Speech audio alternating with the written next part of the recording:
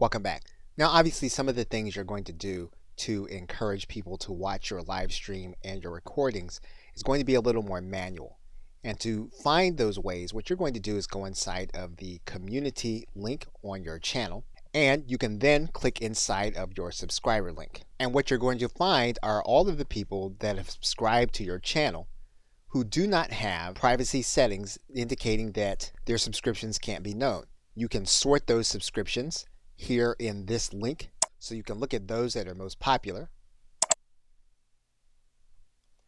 And these are individuals that you can choose to contact, or you can choose to subscribe to their channel.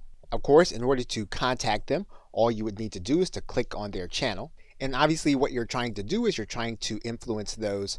Obviously what you're trying to do is to find those that have influence. And of course, you can initiate a collaboration or something more suitable for both you and that party. Okay, so with that, thanks, and I will see you in another video.